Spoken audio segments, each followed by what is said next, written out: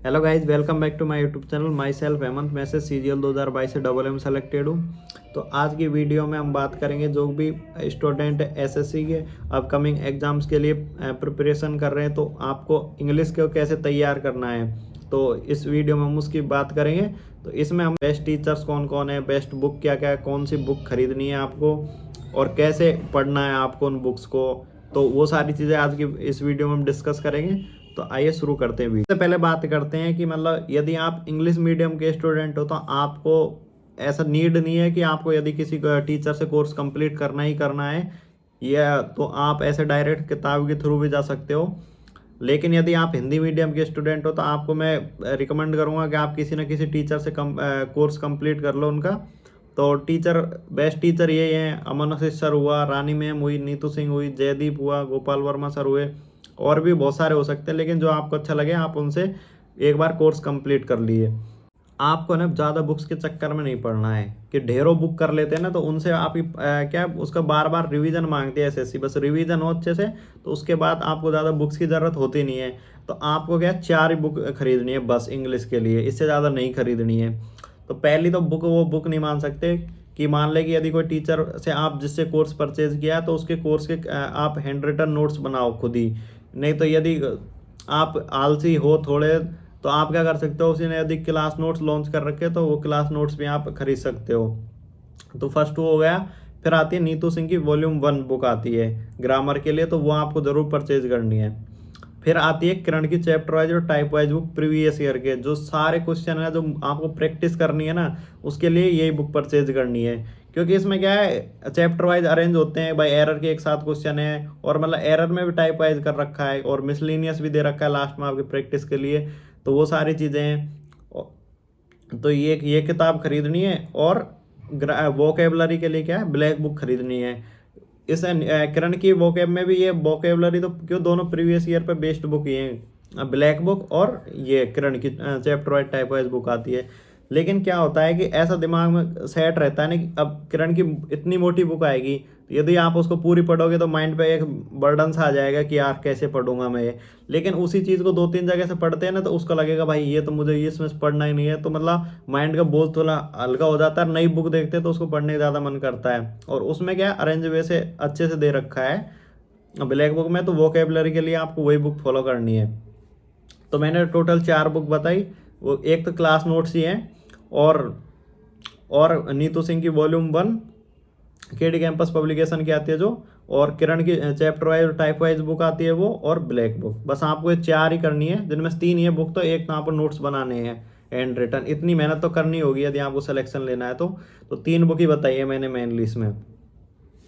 अब क्या करना है, आपको ग्रामर को तैयार कैसे करना है, ये सबसे इंपॉर्टेंट चीज़ आती है।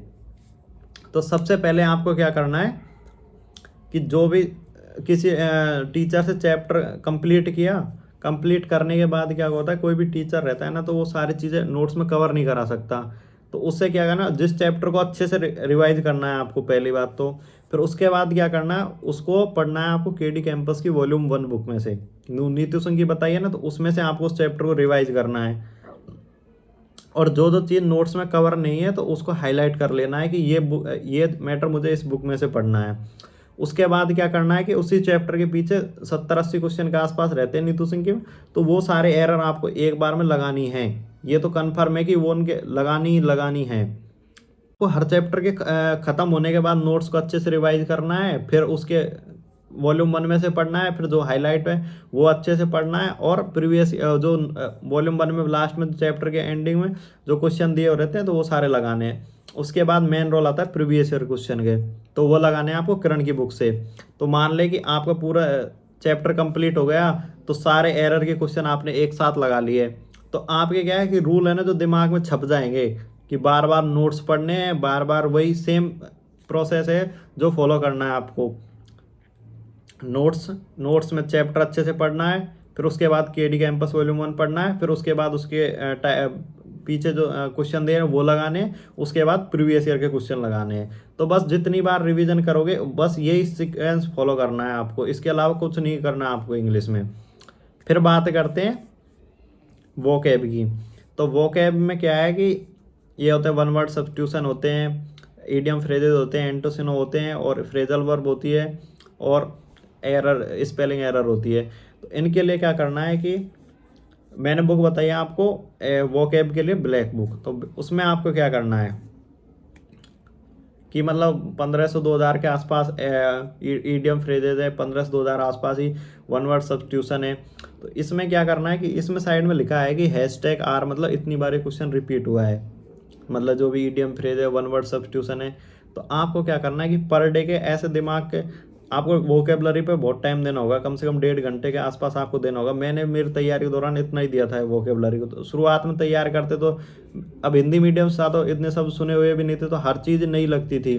तो इसलिए क्या करना होगा कि आपको पर डे के 50 वन वर्ड पढ़ने हैं और 50 ईडियम फ्रेज पढ़ने हैं।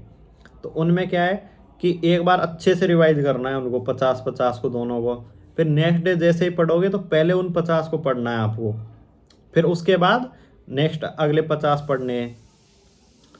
तो उसके बाद क्या होता है, जो कुछ कुछ हैं जो मतलब आपने याद किया, तो ऐसा नहीं कि भाई पूरे 50 में से आप पूरे ही भूल गए, लेकिन उसके बाद क्या करना है कि आपको ऐसे ऐसे करके पढ़ता चलना है। फिर जैसे यहाँ पे 500 पे पहुँच जाओ ना, तो फिर आगे नहीं बढ़ना है, फिर उससे बाद में पुराने रिपीट करने हैं। और जो भी मतलब जो जो आपको नहीं आ रहे हैं ना, तो उनको सर्कल मार्क कर लो कि हाँ ये क्वेश्चन, ये मुझे बार बार देखने की ज़रूरत पड़ रही है, ये मेरे एक बार में याद नहीं हो रहा। तो वो सारी चीज़ें करके आप अपनी तैयारी को, ऐसे ही होता है जनरली कि बाद में सारी चीज़ें पढ़ने के लिए टाइम नहीं रहता है एग्जाम से पहले, तो ऐसे मार्क किए हो रहते, तो भाई ये तो मेरे को याद नहीं आ रहा, तो उसको ज़्यादा फोकस दे के पढ़ना है।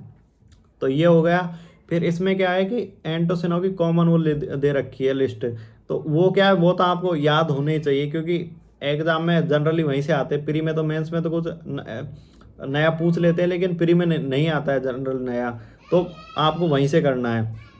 उसके बाद क्या कर रहा है कि इसमें द हिंदू के टॉप 1000 वर्ड की लिस्ट दे रखी है, तो वो ज़रूर पढ़नी है आपको, क्योंकि उसके पढ़े बिना क्यों, नए शब्द उसमें क्या प्रीवियस ईयर की बुक है पूरी, तो प्री मेंस में क्या एक दो वोकेबलरी नहीं याद आती है, तो वो उन्हीं लगभग उन्हीं में से होती है। तो आपकी एक अंडरस्टैंडिंग डेवलप हो जाएगी कि आपको शब्दों को कैसे डील करना है। और सबसे ज़रूरी चीज़ है जिसको लोग हल्के में ले जाते हैं, स्पेलिंग एरर, क्योंकि जनरली क्या है, इस पर सोचते हैं ये तो हम कर ही देंगे, तो इस पर ज़्यादा ध्यान देते नहीं है लोग। लेकिन आपको क्या है, स्पेलिंग एरर को भी लगाना ही है एक बार तो, क्योंकि बहुत सारी चीज़ें रहती है जो हमारा ध्यान नहीं रहती, तो ये ज़रूर करना है आपको, स्पेलिंग एरर ज़रूर लगानी है। और इंग्लिश में लास्ट पार्ट होता है कॉम्प्रिहेंशन का। तो कॉम्प्रिहेंशन में जनरली दो चीज़ आती है, एक तो क्लोज टेस्ट आता है और एक पैसेज आता है। तो पैसेज का क्या है, प्री में तो पैसेज आता नहीं है जनरली, क्लोज टेस्ट ही आता है। 5 क्वेश्चन आते हैं उसके, 4 या 5 के आसपास।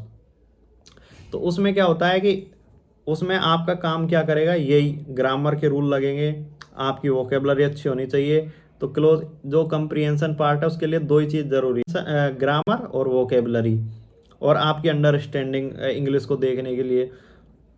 तो क्लोज टेस्ट में क्या होता है कि ग्रामर के रूल से लग के वर्ड आपको पता है, जैसे टू आ गया तो वर्ड की फर्स्ट फॉर्म लगानी है, तो ऐसे सारे रूल हैं। तो वो सारी चीज़ें आपको यदि देखोगे, उनको सॉल्व करोगे, तो आपके समझ आ जाएंगी ये। और पैसेज, तो पैसेज के लिए क्या है, वर्तमान में ट्रेंड है जो चेंज हो गया है पैसेज का। तो पैसेज में क्या है, पहले जनरली याद आते थे, लेकिन अब क्या थीम पूछने लगे। तो आपके थीम जितने भी सारे डेस्क्रिप्टिव है, नैरेटिव है, एनालिटिकल थीम है, तो इनकी सारी लिस्ट बना लेनी है कि कौन सा पैसेज की थीम रहेगी। अब लास्ट में हम बात करते हैं कि मतलब न्यूज़पेपर का आता है सिस्टम। भाई न्यूज़पेपर हमें कौन सा पढ़ना चाहिए, तो न्यूज़पेपर में सबसे टॉप पे आता है द हिंदू। तो उसमें आते हैं एडिटोरियल बहुत भयंकर भयंकर, एक दिन पढ़ोगे, 2 दिन पढ़ोगे, उसके बाद आपको पढ़ने का ही मन नहीं करेगा, तो उससे आपको ट्राई नहीं करना है। यदि आपकी इंग्लिश अच्छी है तो आप वहाँ से जा सकते हो, लेकिन मतलब जो बिगिनर हैं, जिनको इंग्लिश ज़्यादा नहीं आती, हिंदी मीडियम से, तो इंग्लिश ज़्यादा समझ नहीं आती, तो उनके लिए द हिंदू बिल्कुल भी सही नहीं है। तो आपको क्या करना है, तो या तो इंडियन एक्सप्रेस पढ़ लो या टाइम्स ऑफ इंडिया पढ़ लो। वैसे एडिटोरियल पार्ट पढ़ना ज़्यादा सही रहता है, लेकिन क्या है कि मान ले कि आपको समझ नहीं आ रहा, तो आप ऐसी चीज़ें पढ़ रहे हो जो पहले से ही इतनी खतरनाक है, उनको पढ़ने का मन नहीं करता, और आपके शुरुआत में वो सारी चीज़ें पढ़ोगे तो आपका मन नहीं करेगा उसको पढ़ने के लिए। आप न्यूज़ में इंटरेस्ट है, जैसे फिल्म वगैरह हुआ, या क्रिकेट वगैरह, क्रिकेट से रिलेटेड, स्पोर्ट्स से रिलेटेड कोई न्यूज़ है तो उसमें इंटरेस्ट है, तो आप वहाँ भी पढ़ सकते हो। आपको क्या है कि जनरली आपको रीडिंग हैबिट डेवलप करनी है आपके अंदर, कि आप इंग्लिश को झेल सकते हो, 1 घंटा पढ़ सकते हो आप इंग्लिश को। तो आपका शुरुआती फेज है, तो अभी क्या है, तो आप ज़्यादा से ज़्यादा टाइम दे सकते हो। तो इसमें क्या करना है कि आपको मतलब आपके अंदर कि भाई इंग्लिश आई तो उसको मैं आधी 1 घंटा रोज़ पढ़ सकता हूँ, तो मिनिमम हाफ एन आवर तो आपको पढ़ना ही पढ़ना है इंग्लिश। न्यूज़पेपर में कहीं कोई भी सेक्शन पढ़ो, लेकिन आपको पढ़ना ज़रूर है। उससे क्या होगा कि आप जो मेंस में इतना लंबा पैसेज देखेगा ना, तो उससे देख के आपका दिमाग खराब नहीं होगा, क्योंकि आपको आदत हो चुकी है कि मैं इतनी इंग्लिश पचा सकता हूँ। तो उससे क्या है, और आपको क्या करना है, ये तो न्यूज़पेपर से करना ही करना है। इसका टारगेट क्या है, आपका टारगेट है मुझे एग्जाम क्रैक करना है एसएस सीजीएल 2025 का। तो उसके लिए आपको क्या करना है कि लास्ट में पढ़ना तो आपको पैसेज और क्लोज टेस्ट ही है प्रीवियस ईयर क्वेश्चन का। तो आप किरण से जाइए और वहाँ से पर डे के 1 क्लोज टेस्ट और 1 पैसेज पढ़िए, उसको सॉल्व कीजिए। तो आपकी जो एग्ज़ाम से रिलेटेड है पूरा आपका एग्ज़ाम एग्ज़ाम निकालने के लिए ज़रूरी है कि सेंटर्ड तैयारी हो, कि ये मुझे पढ़ना है बस, इसके अलावा ज़्यादा कुछ खास पढ़ना नहीं है। तो वो सारी चीज़ें भी ज़रूरी है कि एग्ज़ाम पे फोकस हो गया, तैयारी करो। कहीं ये हुआ कि आप सुबह से शाम तक न्यूज़पेपर ही पढ़े जा रहे हो, तो उसका कोई सेंस नहीं बनता। और बहुत सारे लोग हैं जो कॉम्प्रिहेंशन के नाम पे किताबें बेचते हैं कि ये आपको क्या प्रीवियस ईयर के क्वेश्चन भाई जैस लेवल का क्वेश्चन आ रहा है, तो उस टाइप से आपको तैयार करना है। तो आपने एक बुक परचेज कर रखी है, तो ज़्यादा बुक के चक्कर में नहीं पढ़ना है। तो आपको उसी बुक में से किरण वाली में से क्लोज टेस्ट और एक पैसेज पर डे के हिसाब से सॉल्व कर लेंगे, तो आपकी अच्छी खासी तैयारी हो जाएगी कॉम्प्रिहेंशन पार्ट की, और काफ़ी स्ट्रॉन्ग हो जाएगा। बस इतना ही था आज की वीडियो में। तो यदि आपका कोई प्रिपरेशन से रिलेटेड कोई भी डाउट वगैरह हो, कैसे प्रिपेयर करें, तो वो सारी चीज़ें कुछ भी हो, तो आप मेरे से कमेंट सेक्शन में पूछ सकते हो कि कहाँ पे आपको प्रॉब्लम आ रही है। मैं कोशिश करूँगा कि सभी का रिप्लाई दे सकूँ, क्योंकि होता है कि बहुत बार कि ऑफिस में भी काम रहता है, तो थोड़ा बिजी रहते हैं शेड्यूल, और मुंबई जैसे सिटी में तो आने जाने में हालत ख़राब हो ही जाती है, तो इस चक्कर में भी थोड़ा टाइम नहीं मिल पाता। लेकिन मैं कोशिश करूँगा कि मैं आपके सारे कमेंट्स का रिप्लाई दूँ। तो बाय बाय, टेक केयर, और तैयारी करते रहो, आपका सिलेक्शन होगा।